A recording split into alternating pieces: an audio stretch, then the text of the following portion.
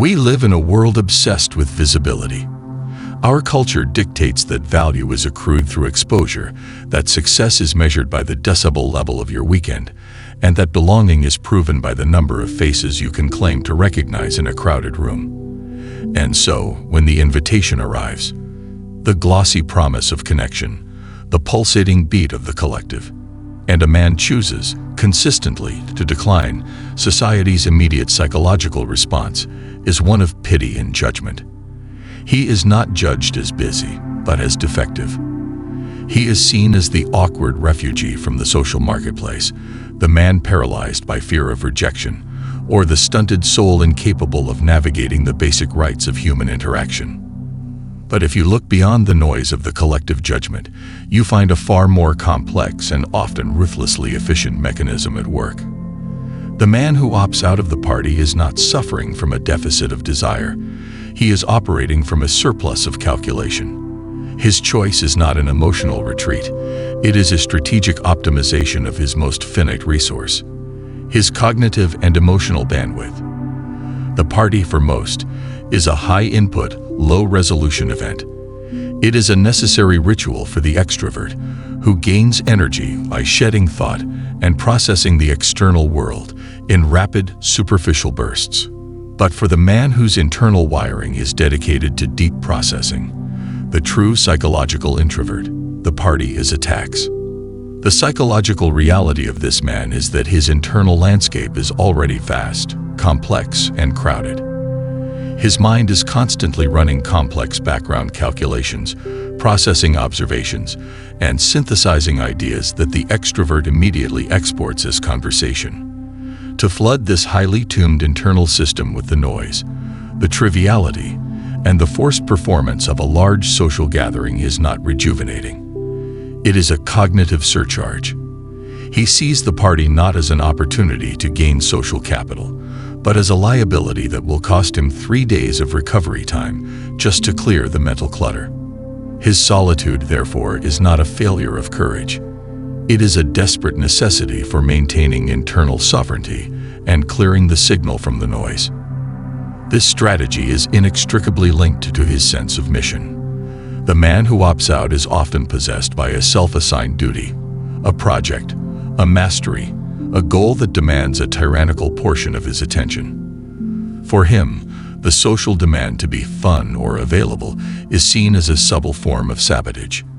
Every minute spent engaging in shallow conversation is a minute stolen from the task that truly defines him. He calculates the opportunity cost. The 3 hours spent exchanging pleasantries about the weather and the careers of mutual acquaintances could be 3 hours spent mastering a skill, writing a difficult page, or solving a complex problem.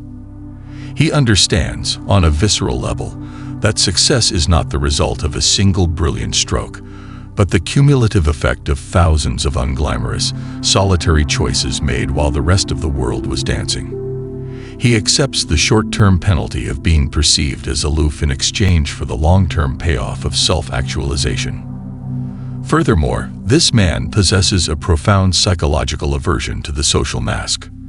The party is a theater of performance, a place where authenticity is inconvenient and emotional depth is burdensome. It demands the maintenance of a facade, a cheerful, slightly exaggerated version of the self designed for rapid, low-stakes consumption. The man who chooses solitude finds this requirement exhausting and fundamentally dishonest. His inner need for connection is often not merely social. It is philosophical. He seeks connection that is deep, penetrating, and validating of his true interiority. Since he knows that the party setting is designed specifically to repel genuine connection in favor of social superficiality, he refuses to engage. He will wait 3 weeks for a quiet, one-on-one conversation that provides high-fidelity connection, rather than spending an evening exchanging hundreds of hollow, low-fidelity pleasantries. His refusal to attend the party is, in essence, a profound act of authenticity, a refusal to participate in the lie of instantaneous intimacy. And here lies the paradox of the solitude strategy. By consistently withdrawing his availability, he unconsciously elevates his perceived value. In the eyes of the market, scarcity creates demand. When everyone else is an abundant resource, always present, always available, always performing, the man who is absent becomes the mystery. He becomes the anchor point. When he finally does appear, his presence carries a weight and an authority that the tireless social butterfly can never command. He has proven that his time is precious, that his internal life is more valuable than external validation, and that he cannot be bought with cheap applause. Psychologically, this signals high status, the true marker of sovereignty. He has successfully removed himself from the herd's assessment, forcing those who truly matter to seek him out on his own terms. The man who opts out of the party is not paralyzed by fear of social failure. He is empowered by a clear-eyed vision of his own psychological operating manual. He understands his energy currency, he protects his focus, and he refuses to dilute his purpose for the sake of temporary comfort or validation. His choice is a quiet declaration of war against the cultural imperative to be perpetually on. He is not antisocial, he is anti-trivial. He has simply realized that the greatest risk is not the fear of rejection, but the far more terrifying prospect of wasting the limited bandwidth of a single precious life on activities that yield nothing but noise and regret. His solitude is not an escape from life.